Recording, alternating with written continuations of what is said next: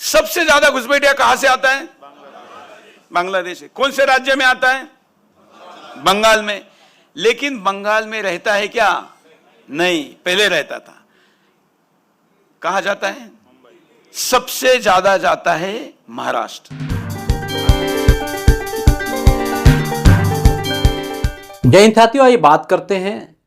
ये छोटी सी क्लिप आपने जो सुनी है, ये हैं सुरेश चौहान के। सुदर्शन चैनल है, उसके मालिक भी हैं, संपादक भी हैं, सब कुछ है।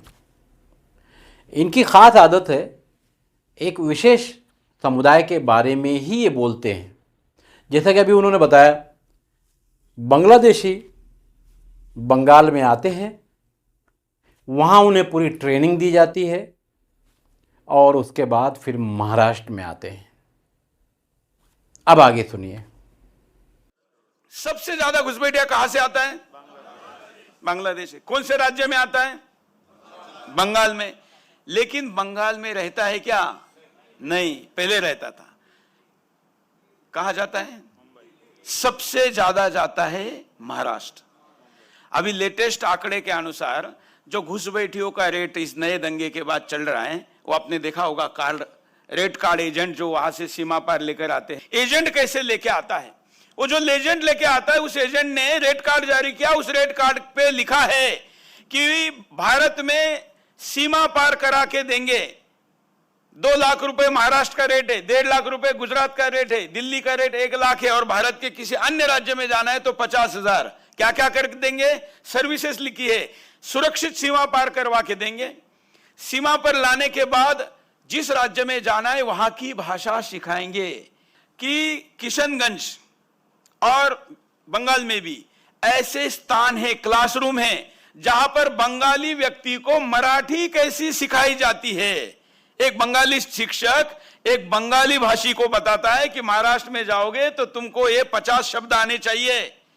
वहां आई बोलते हैं, भाकर बोलते हैं, फलाना फलाना, ये सिखाया जाता है। वो सिखाने की सर्विस इंक्लूड है।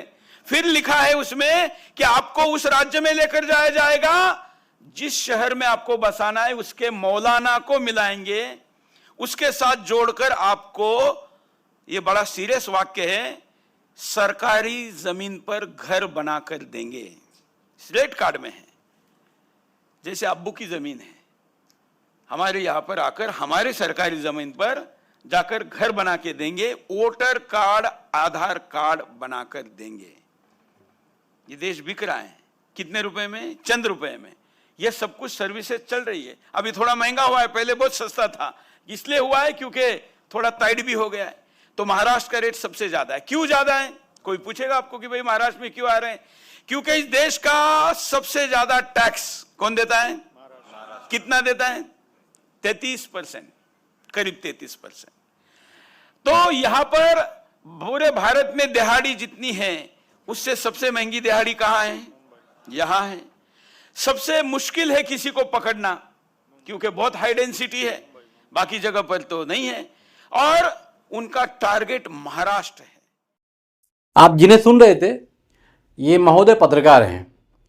पत्रकारिता जब बराबर नहीं चली तो फिर नेताओं वाले गुण दिखाना शुरू कर दिया उन्होंने। पत्रकारिता में इनका अंदाज अलग होता है और नेतागिरी में इनका अंदाज अलग होता है।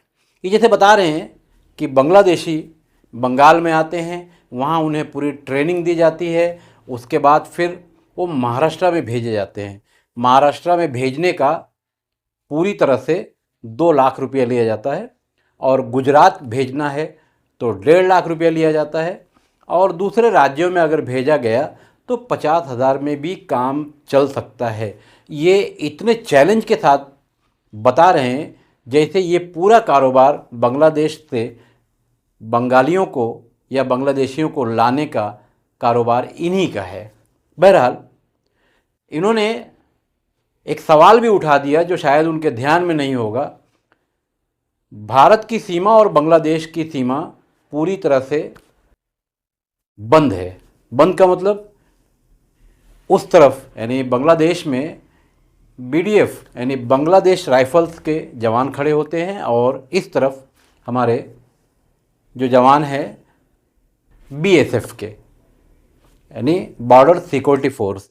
जब दो फोर्सें लगी हुई हैं सीमा पर, तो फिर ये बांग्लादेश से बांग्लादेशी आते कैसे हैं? शायद इनका ध्यान उस पर नहीं है।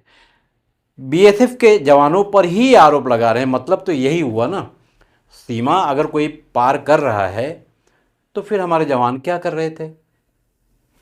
तो ये नेता कम पत्रकार ज़्यादा या पत्रकार कम नेता ज़्यादा, इनकी समझ के बाहर है कि ये अपने ही जवानों पर एक किस्म का आरोप लगा रहे हैं कि हमारी सीमा सुरक्षित नहीं है। जबकि इन्हें आवाज़ उठानी चाहिए कि हमारी सीमाएं इतनी सुरक्षित हो जानी चाहिए कि कोई भी बांग्लादेशी उस तरफ से नहीं आए। मगर ये बता रहे हैं कि बांग्लादेशी कैसे कैसे आते हैं और कहाँ कहाँ जाते हैं। और महाराष्ट्र में 2 लाख रुपया लिया जाता है। ऐसा लगता है कि इन्हीं के हाथों से सब लिया दिया जाता है। मैं किसी भी ऐसे व्यक्ति का समर्थन नहीं करता जो हमारे देश में घुसपैठिए की हालत में हो।